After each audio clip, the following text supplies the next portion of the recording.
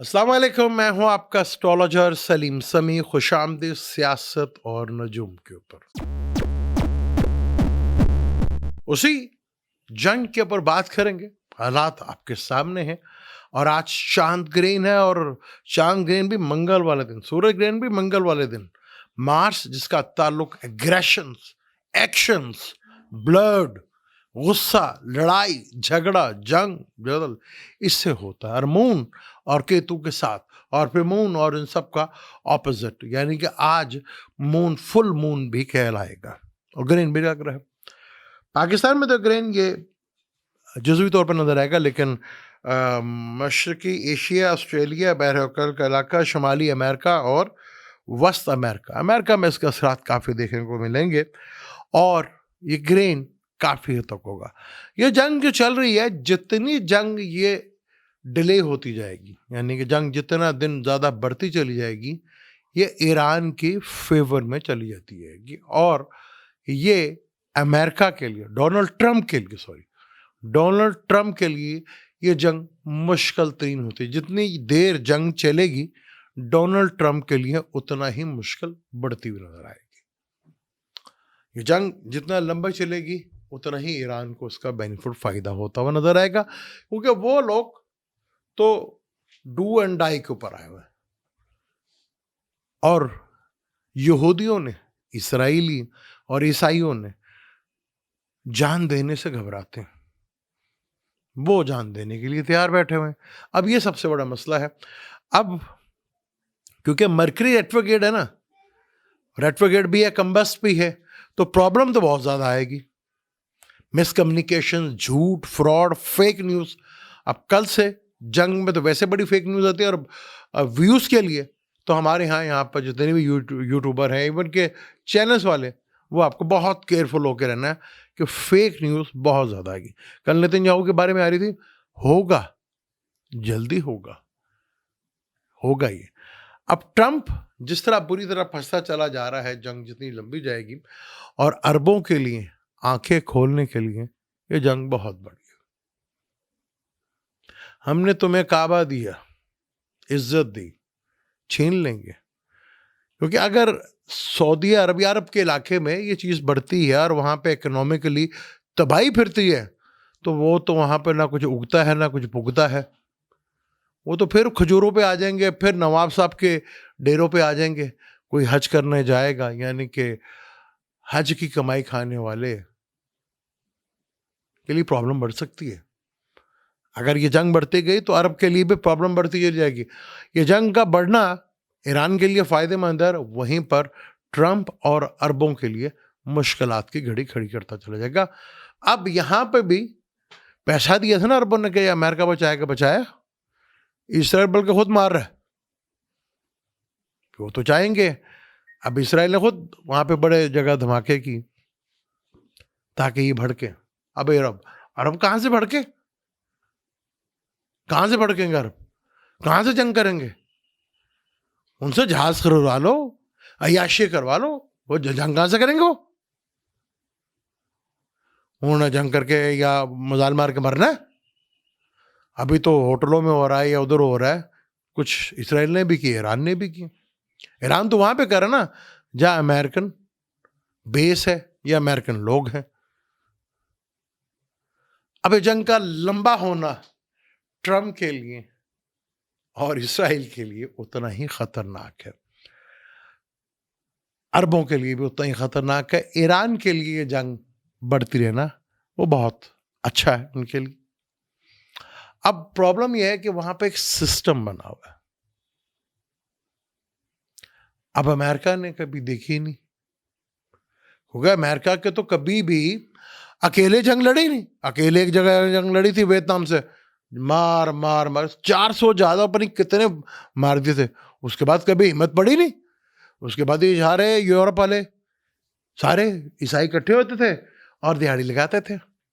अब आ रहा कोई, क्योंकि अब वो हालात नहीं रहे ना। यूरोप में तो अपनी बड़ी प्रॉब्लम है। अब यहां चाइना और रशिया के लिए एक बड़ा मौका है अपने आप को यहां पे दोबारा उठाने का। एक बहुत बेहतरीन मौका ट्रंप ने और इसराइल ने खुद ही दे दिया। अब आप देखेंगे आने वाले वक्त में चाइना को भी प्रॉब्लम्स तो है ना, वहाँ पे भी प्रॉब्लम तो खड़ी है इनकी। बेसिकली जिन लोगों को ये लोग तानाशाह कहते थे या जिन लोगों को ये बुरा कहते थे, ट्रम्प हो गया, सॉरी अपना पुतिन हो गया, चाइनीज हो गया, कोरिया के हो गए, खामैनी साहब हो गया और 2-3 मुल्कों को और, इनका किसी का नाम भी एफस्टाइन फाइल में नहीं है। और जो बड़े मुअज़्ज़ज़ बनते थे वो सारे वगैरह निकले, उन सब का नाम। अब ये एफस्टाइन फाइल जो है दुनिया में कितनी बड़ी मुसीबत डालेगी ये तो आने वाला वक्त बताएगा। वो विंडो खिड़कियां बनाने वाला मेडिसन के चक्कर में मक्खन बना रहा अब दुनिया के लिए, तो उनके लिए एक चाल इन्होंने चली और एक चाल मेरे अल्लाह ने चली। तो जिस तरह ये दुनिया को ले जाना चाह रहे हैं, एक बेहतरीन मौका है दुनिया भर की जो मिडिल क्लास अवाम है, ये ब्लू कॉलर अवाम है, उनके पास एक बेहतरीन मौका है कि आपस में जुड़कर इन हुक्मरानों को और जितने भी ये रईस हैं, ये बड़े बन रहे थे कि जी हमने डोनेशन कर दी, ये कर दी, सब फ्रॉड, सब फ्रॉड। जिस तरह ये अब एक्सपोज होंगे आने वाले वक्त में, बड़े राज भी खुल के बाहर आएंगे। जब केतु बिल्कुल लास्ट डिग्रीज के ऊपर होगा, यानी 3 महीने रह जाएंगे, तो दुनिया में ऐसे ऐसे राज आएंगे जहां आप सोच भी नहीं सकते। रजीम चेंज इसराइल में, अमेरिका में बड़ी प्रॉब्लम, और बहुत से यूरोप के ममालिक में और बहुत से अरब के ममालिक में आपको देखने को मिलेगा। अरबों के लिए तो टेंशन आगे बढ़ रही है, इतना पैसा इतना सब कुछ दिया, वो क्या बना, उल्टा वो मार ही रहे आपको। तो यहां एफस्टाइन फाइल में फंसे हुए लोग काफी मुश्किल में। इंडियंस कई लोग हैं वो अखंड भारत की बात करते हैं। अखंड भारत, मैं तो कहता हूँ इंडिया कल के बजाय आज बने। अब अखंड भारत का उन्हें पता नहीं है कि अखंड भारत था क्या। अखंड भारत, ये जितने भी तान थे ना जो सोवियत यूनियन से टूट के बने, यहां से लेकर इंडोनेशिया तक ये था अखंड भारत। वो समझते हैं कि टोटा नेपाल का ले लेंगे, श्रीलंका का ले लेंगे, बांग्लादेश, ये पाकिस्तान, ये अखंड भारत था। अखंड भारत यहां तक था, जितने भी था ना, और इंडोनेशिया तक। अगर ये सारे शामिल हो गए आपके अंदर तो फिर तो दाद किसकी ज्यादा होगी। कल का बने आज बने अखंड भारत। जब वो अखंड भारत बनेगा तो वो ये कौम नहीं होगी, इन लोगों की सोच ही डिफरेंट होगी। फिर वो होंगे लोग, बहुत बहुत सोच डिफरेंट होगी।